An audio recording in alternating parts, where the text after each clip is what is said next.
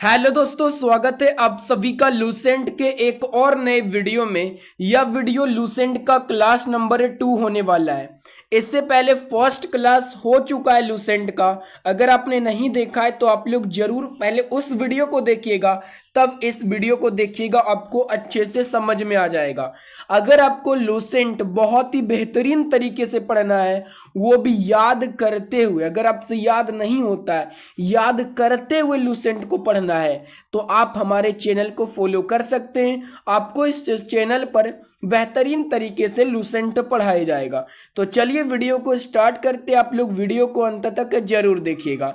देखिए, फर्स्ट वाले क्लास में हमने आपको लूसेंट में पढ़ा दिया था वेद तक। जो 4 गो वेद होते हैं, ऋग्वेद, यजुर्वेद, सामवेद, अथर्ववेद, इनको मैंने अच्छे तरीके से आपको बता दिया था। तो आज की इस वीडियो में हम यहाँ से पढ़ने वाले हैं आरण्यक, ब्राह्मण, आरण्यक तथा उपनिषद से। तो चलिए शुरू करते हैं। देखिए क्या है, थोड़ा सा धुंधला दिख रहा होगा, लेकिन अगर आपके पास लूसेंट का बुक होगा ना, तो वहां पे आप लोग देख लीजिएगा क्या है। संहिता के पश्चात ब्राह्मणों, आरण्यकों तथा उपनिषदों का स्थान है। संहिता के पश्चात किसका किसका स्थान आता है? ब्राह्मणों, आरण्यकों तथा उपनिषदों का स्थान है। इनसे उत्तर वैदिक कालीन समाज एवं संस्कृत के विषय में जानकारी प्राप्त होती है। और ब्राह्मण, आरण्यक तथा उपनिषद से उत्तर वैदिक कालीन समाज एवं संस्कृत के विषय में जानकारी प्राप्त होती है। आगे है, ब्राह्मण ग्रंथ वैदिक संहिताओं की व्याख्या करने के लिए गद्य में लिखे गए हैं। जो ब्राह्मण ग्रंथ है वो वैदिक साहित्य की व्याख्या के लिए गद्य में लिखा गया है। और प्रत्येक संहिता के लिए अलग अलग ब्राह्मण ग्रंथ है। जैसे आप लोग इस सारणी को देखिए, ऋग्वेद का ब्राह्मण ग्रंथ है ऐतरेय वो कौशितकी। यजुर्वेद का ब्राह्मण ग्रंथ है तैत्तिरीय वो शतपथ ब्राह्मण ग्रंथ। सामवेद का ब्राह्मण ग्रंथ है पंचवेश। और अथर्ववेद का ब्राह्मण ग्रंथ है गौपद। तो याद रखना है, अलग अलग वेद के अलग अलग ब्राह्मण ग्रंथ। अगर पूछे ऋग्वेद का ब्राह्मण ग्रंथ तो ऐतरेय वो कौशितकी। यजुर्वेद का ब्राह्मण ग्रंथ तैत्तिरीय वो शतपथ ब्राह्मण ग्रंथ। सामवेद का ब्राह्मण ग्रंथ पंचवेश। अथर्ववेद का गौपद। याद रख लीजिएगा। आगे है, इन ब्राह्मण ग्रंथों से हमें परीक्षित के यानी कि बाद और बिंबसार की पूर्व की घटनाओं का ज्ञान प्राप्त होता है। यानी कि इन सभी ब्राह्मण ग्रंथों से हमें परीक्षित की बाद की घटना और बिंबसार के पहले की घटना का पता चलता है। अभी जो मैंने आपको 4 वेद के ब्राह्मण ग्रंथ बताए, इन सभी ब्राह्मण ग्रंथों से हमें परीक्षित के बाद और बिंबसार के पूर्व की घटनाओं का ज्ञान प्राप्त होता है। आपको याद रखना है। अगला है, ऐतरेय में राज्याभिषेक के नियम एवं कुछ प्राचीन राजाओं के नाम दिए गए हैं। ऐतरेय ब्राह्मण ग्रंथ में राज्याभिषेक का नियम दिया गया है एवं कुछ प्राचीन राजाओं के नाम दिया गया है।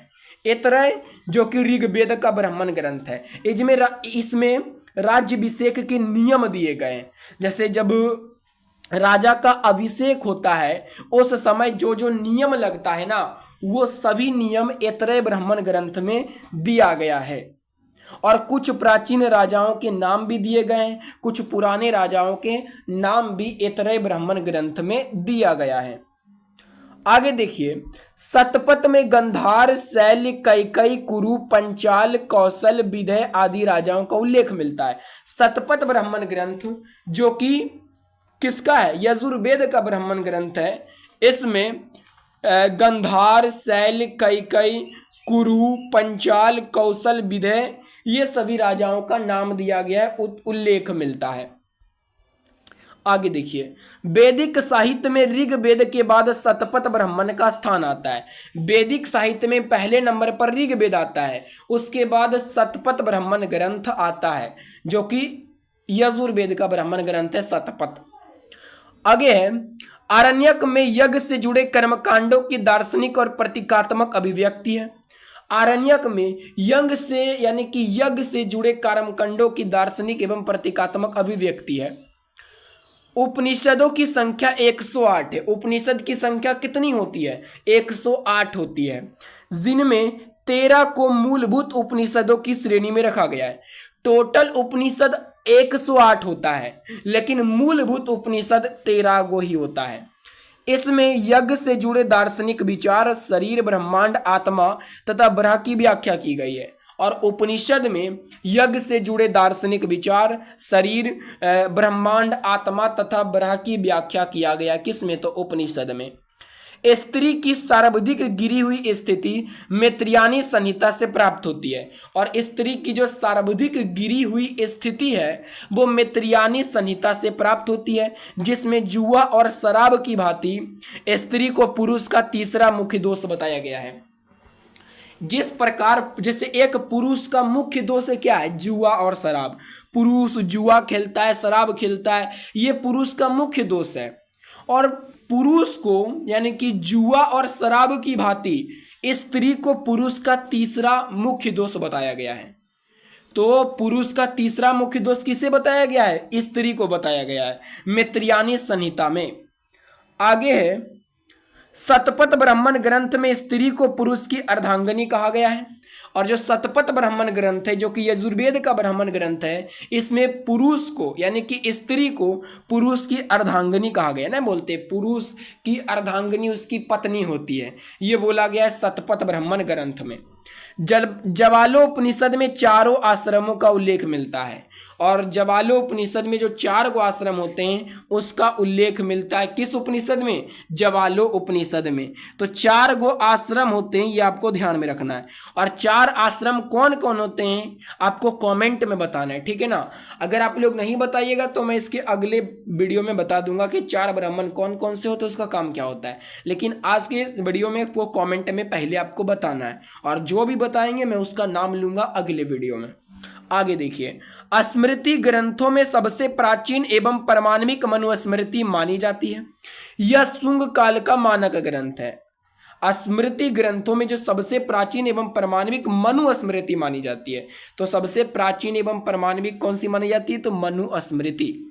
यह शुंग काल का मानक ग्रंथ है। और जो मनुस्मृति है ये शुंग काल का मानक ग्रंथ है। नारद स्मृति गुप्त युग के विषय में जानकारी प्रदान करता है। और जो नारद स्मृति है वो गुप्त युग के विषय में जानकारी प्रदान करता है। यह स्मृति विशुद्ध रूप में न्याय संबंधी ग्रंथ है। और यह जो स्मृति है नारद स्मृति, ये विशुद्ध रूप से न्याय संबंधी ग्रंथ है। इसमें कुल 18 प्रकरण है। और नारद स्मृति में कुल 18 प्रकरण है। 1028 श्लोक है नारद स्मृति में। इसमें समाज में होने वाले विवाद, ऋण, व्यापार, संपत्ति, उत्तराधिकार, विवाह, अपराध, दंड आदि से संबंधित नियमों और निपटारों की प्रक्रिया का विस्तार से वर्णन किया गया है। किसमें? नारद स्मृति में। तो देखिए अभी हमने क्या क्या पढ़ा, एक बार मैं आपको शॉर्टकट में रिवीजन करवा देता हूं। ब्राह्मण, आरण्यक एवं उपनिषद से मैंने आपको बताया कि संहिता के पश्चात ब्राह्मण, आरण्यक और उपनिषद का स्थान आता है। और ब्राह्मण, आरण्यक, उपनिषद से वैदिक कालीन समाज एवं संस्कृत के विषय में जानकारी मिलती है। फिर मैंने आपको बताया कि ब्राह्मण ग्रंथ वैदिक संहिता की व्याख्या के लिए ब्राह्मण ग्रंथ को गद्य में लिखा गया है। और प्रत्येक संहिता के लिए अलग अलग ब्राह्मण ग्रंथ है। जैसे ऋग्वेद का ब्राह्मण ग्रंथ एतरेबो कोशितकी, यजुर्वेद का ब्राह्मण ग्रंथ एतरेबो शतपथ, सामवेद का पंचविश, अथर्ववेद का गौपथ ब्राह्मण ग्रंथ है। और इन सभी ब्राह्मण ग्रंथों से परीक्षित के बाद और बिंबसार के पहले की घटना पता चलता है। और ऐतरेय ब्राह्मण ग्रंथ में राज्याभिषेक का नियम एवं कुछ प्राचीन राजा के नाम दिए गए हैं। शतपथ ब्राह्मण ग्रंथ में शैल, कैकेय, कुरु, पंचाल, कौशल, विदेह जैसे राजाओं का उल्लेख मिलता है। और फिर मैंने आपको बताया वैदिक साहित्य में जो पहला नंबर पर ऋग्वेद आता है, फिर दूसरा नंबर पर शतपथ ब्राह्मण का स्थान आता है। फिर मैंने बताया कि आरण्यक में यज्ञ से जुड़े कर्मकांडों की दार्शनिक एवं प्रतीकात्मक है। अगला क्या मैंने बताया कि उपनिषद की संख्या तो 108 है, लेकिन मूलभूत से 13 गो उपनिषद ही है। टोटल उपनिषद की संख्या 108, लेकिन मूल रूप से 13 उपनिषद है। और उपनिषद में यज्ञ से जुड़े दार्शनिक विचार, शरीर, ब्रह्मांड, आत्मा एवं ब्रह्म का उल्लेख मिलता है। और स्त्री की सर्वाधिक गिरी हुई स्थिति मैत्रेयी संहिता में बताया गया है। और इसमें बताया गया है कि जुआ एवं शराब की भांति पुरुष का तीसरा दोष स्त्री है। किसमें? तो मैत्रेयी संहिता में। शतपथ ब्राह्मण ग्रंथ में पुरुष स्त्री को पुरुष की अर्धांगिनी कहा गया है, और पुरुष को यानी कि जो स्त्री है पुरुष की पत्नी, तो पुरुष की पत्नी को अर्धांगिनी कहा जाता है पुरुष का, शतपथ ब्राह्मण ग्रंथ में। फिर 4 आश्रम का उल्लेख ज्वालोपनिषद में मिलता है। और फिर मैंने आपको बताया कि स्मृति ग्रंथों में सबसे प्राचीन एवं परमाणविक मनु स्मृति मानी जाती है, और मनु स्मृति ये शुंग काल का मानक ग्रंथ है।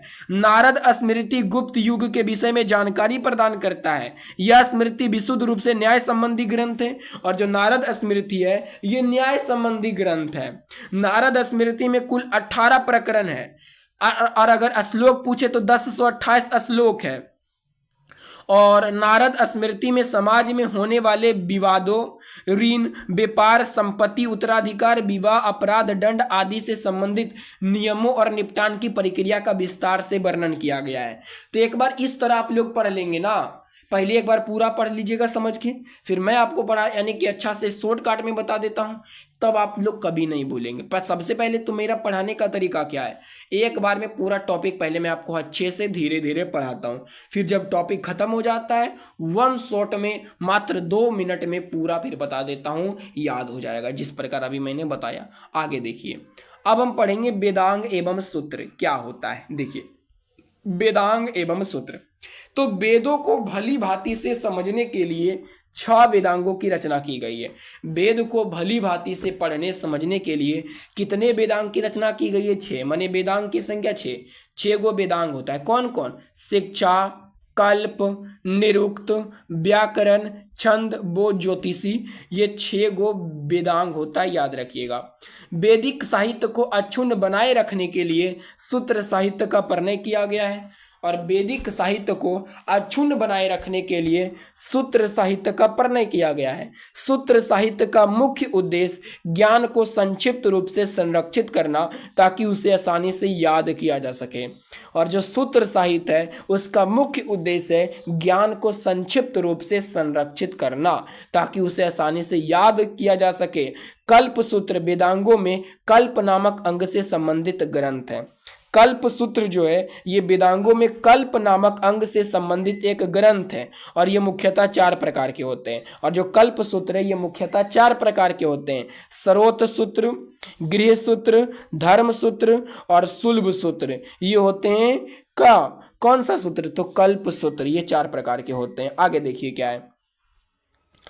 प्रमुख सूत्रकार कौन कौन थे? जैसे गौतम थे, बोधयान थे, आपस्तव थे, वरिष्ठ थे, संख्यानन थे, आश्वलायन थे, जैमिनी, पाणिनि, ये सभी प्रमुख सूत्रकार थे, याद रख लीजिएगा। मैं जब आपको इसका PDF दे दूंगा तो आप लोग पढ़ लीजिएगा बहुत ही अच्छे तरीके से। सूत्रों में गौतम धर्म सूत्र सबसे प्राचीन माना जाता है, और सूत्रों में जो है सबसे प्राचीन कौन सा सूत्र माना जाता है? गौतम धर्म सूत्र माना जाता है, याद रखिएगा। तो अभी मैंने आपको वेदांग एवं सूत्र में क्या पढ़ाया देख लीजिए। मैंने आपको शुरू में बताया था कि वेदों को भली भांति से समझने के लिए 6 वेदांगों की रचना की गई है। कौन कौन? शिक्षा, कल्प, निरुक्त, व्याकरण, छंद व ज्योतिषी, 6 गो वेदांग होते हैं। ये मैंने आपको बताया। फिर मैंने आपको क्या बताया था कि जो प्रमुख सूत्रकार कौन कौन होते हैं? कल्प सूत्र 4 प्रकार के होते हैं। ये सब ज़्यादा इंपॉर्टेंट नहीं है, लेकिन ये वाला देखिए इंपॉर्टेंट है। क्या बताए थे? ये वाला बताए थे ना कि सूत्रों में गौतम धर्म सूत्र सबसे प्राचीन माना जाता है। तो सबसे प्राचीन सूत्र कौन है? तो गौतम धर्म सूत्र है। अब अगला टॉपिक है पुराण। पुराण क्या होता है? भारतीय ऐतिहासिक कथाओं का सबसे अच्छा क्रमबद्ध विवरण पुराणों में मिलता है। भारतीय ऐतिहासिक कथाओं का जो सबसे अच्छा क्रमबद्ध विवरण है वो किस में मिलता है? पुराण में ही मिलता है। भारतीय ऐतिहासिक कथाओं का सबसे अच्छा क्रमबद्ध विवरण। इसके रचयिता लोमहर्ष अथवा इनके पुत्र उग्रश्रवा माने जाते हैं, और जो पुराण के रचयिता हैं वो लोमहर्ष अथवा इनके पुत्र उग्रश्रवा माने जाते हैं। इनकी संख्या 8 है, और पुराण की संख्या 8 होती है, जिनमें से केवल 5 मत्स्य पुराण, विष्णु पुराण, ब्रह्मण पुराण एवं भगवत पुराण में ही राजाओं की वंशावली पाई जाती है। देखिए क्या है, मैंने बोला कि भारतीय ऐतिहासिक कथाओं का सबसे अच्छा जो क्रमबद्ध तरीका से ज्ञान है वो पुराण से ही मिलता है। पुराण के रचयिता कौन है? तो लोमहर्ष एवं इनके पुत्र उग्र श्रवा है। पुराण की संख्या टोटल 18 होता है, लेकिन केवल 5 गो पुराण में राजाओं की वंशावली पाई जाती है। कौन कौन से? मत्स्य पुराण, वायु पुराण, विष्णु पुराण, ब्राह्मण पुराण और भागवत पुराण में ही राजाओं की वंशावली पाई जाती है। अब देखिए कुछ पुराण किससे संबंधित है, तो विष्णु पुराण ये मौर्य वंश से संबंधित है, मत्स्य पुराण आंध्र सतवाहन वंश से संबंधित है, वायु पुराण गुप्त वंश से संबंधित है, याद रख लीजिएगा। अगला देखिए क्या है, अधिकतर पुराण सरल सांस्कृतिक श्लोक में लिखे गए हैं, और जो अधिकतर पुराण है ना वो सरल सांस्कृतिक श्लोक में ही लिखा गया है। स्त्रियां तथा शूद्र जिन्हें वेद पढ़ने की अनुमति नहीं थी वे भी पुराण सुन सकते थे। पुराणों का पाठ पुजारी मंदिरों में किया करते थे। देखिए स्त्री और पुरुष को स्त्री और जो शूद्र लोग थे ना उनको वेद पढ़ने की अनुमति नहीं थी। पहले जमाने में उनको वेद पढ़ने की अनुमति नहीं थे, लेकिन वे केवल पुराण को सुन सकते थे। वेद नहीं पढ़ सकते थे लेकिन पुराण को वो सुन सकते थे। और पुराण का पाठ जो पुजारी लोग होते हैं वो मंदिरों में किया करते थे। पुराणों में मत्स्य पुराण सबसे प्राचीन एवं परमाणविक है। जो सबसे पुराना है वो मत्स्य पुराण है, सबसे प्राचीन और परमाणविक पुराण है मत्स्य पुराण है। आगे देखिए पुराण आगे क्या है, आगे है सामाजिक एवं सांस्कृतिक दृष्टिकोण से अग्नि पुराण का काफी महत्व है। और सामाजिक एवं सांस्कृतिक दृष्टिकोण से देखें तो अग्नि पुराण का ज्यादा महत्व है, क्योंकि सब जगह अग्नि ही काम आता है। शादी ब्याह में देखे होंगे कुछ भी होता है अग्नि काम आता है, हवन कराते हैं अग्नि काम आता है। तो सामाजिक एवं सांस्कृतिक दृष्टिकोण से अग्नि पुराण का ज्यादा महत्व है, जिसमें राजतंत्र के साथ साथ कृषि संबंधी विवरण भी दिया गया है। और अग्नि पुराण में राजा तंत्र के साथ साथ कृषि संबंधी विवरण भी दिया गया है। उपनिषदों की रचना पुराण से पहले हुई, माने जो उपनिषद है इसकी रचना पुराण से पहले हुआ है। तो सबसे पहले पुराण की रचना हुई है, उपनिषद की रचना हुई है, माने उपनिषद जो है पुराण से पुराना है, याद रखिएगा। अब बौद्ध जैन एवं अन्य साहित्य क्या है। जातक में बुद्ध की पूर्व जन्म की कहानी वर्णित है। जातक में जो है बुद्ध की पूर्व जन्म की कहानी वर्णित है, माने बुद्ध के पूर्व यानी कि जन्म से पहले की कहानी जातक में वर्णित है। हीनयान का प्रमुख ग्रंथ कथावस्तु है, और हीनयान का प्रमुख ग्रंथ कौन है? कथावस्तु है, जिसमें महात्मा बुद्ध का जीवन चरित्र उनके कथांकों के साथ वर्णित है। और इसमें जो है ना महात्मा बुद्ध का जीवन चरित्र उनके कथांकों के साथ वर्णित है। इनकी रचना हस्तावीर मोगलीपुत्र तीस ने लगभग 3री शताब्दी ईसा पूर्व में किया था। और इसकी रचना जो है किया था मोगलीपुत्र तीस ने किया था, लगभग 3री शताब्दी ईसा पूर्व में किया था। आगे देखिए जैन साहित्य को आगम कहा जाता है। तो आगम किसे कहा जाता है? जैन साहित्य को कहा जाता है आगम। जैन धर्म का प्रारंभिक इतिहास कल्पसूत्र से ज्ञात होता है। जैन धर्म का प्रारंभिक इतिहास किससे ज्ञात होता है? कल्पसूत्र से। इसके रचयिता भद्रबाहु माने जाते हैं, और जो कल्पसूत्र है इनके रचयिता भद्रबाहु हैं। इसमें तीर्थकारों के जीवन चरित्र का वर्णन है, और कल्पसूत्र में तीर्थकारों के जीवन चरित्र का वर्णन है। पर्युषण पूर्व के दौरान जैन साधु साध्वी इसका पाठ और व्याख्या करते हैं, और पर्युषण पर्व के दौरान जैन साधु साध्वी इसका पाठ और व्याख्या करते हैं।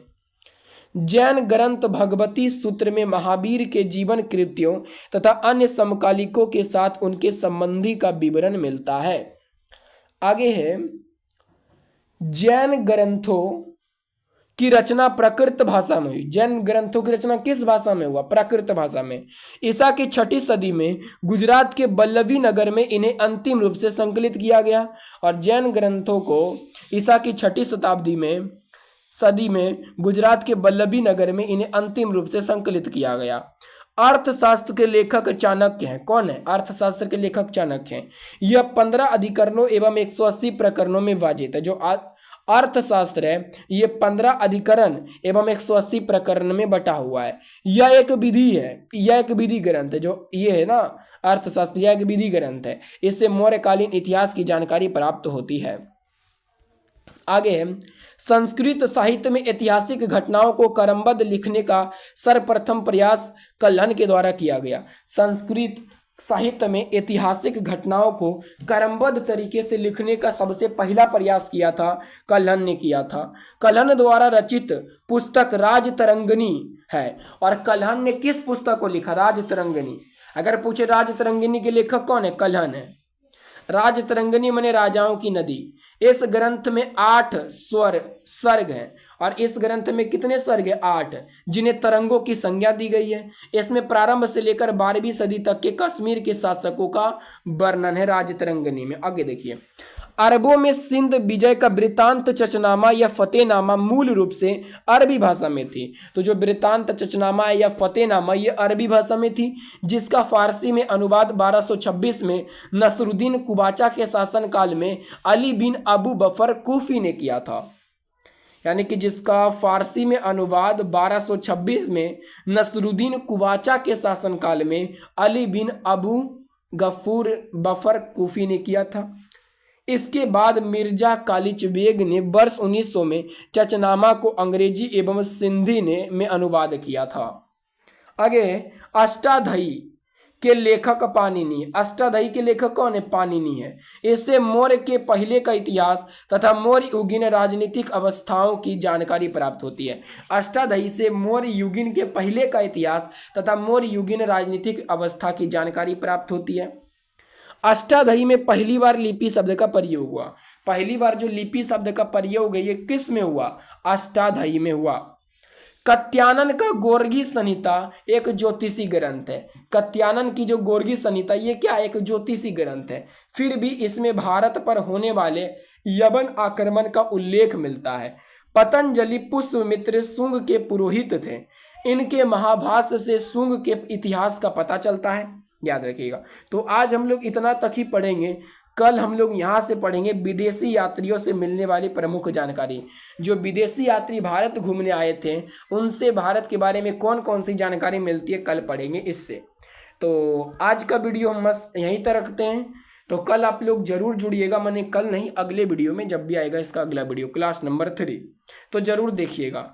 और चैनल को भी सब्सक्राइब कर लीजिएगा इसी तरीके से लूसेंट को अच्छे तरीके से पढ़ने के लिए। तो चलिए मिलते हैं नेक्स्ट वीडियो में, तब तक के लिए धन्यवाद। और देखिए, हाँ, जो अगर आप सोचे होंगे कि ऐसे सिर्फ ये रीडिंग दे रहा था, रीडिंग नहीं दे रहे थे। जो जो इम्पोर्टेंट था मैं आपको वो बताता चल रहा था। जो समझाने वाला चीज़ था वो मैं आपको सिर्फ यहाँ पे बताता हूँ ना। सब बताते रहेंगे तो आपको याद ही नहीं होगा। तो जो जो इम्पोर्टेंट होता है सिर्फ वो पढ़िए, तब आपको याद हो जाएगा अच्छे तरीके से। तो चलिए मिलते हैं नेक्स्ट वीडियो में।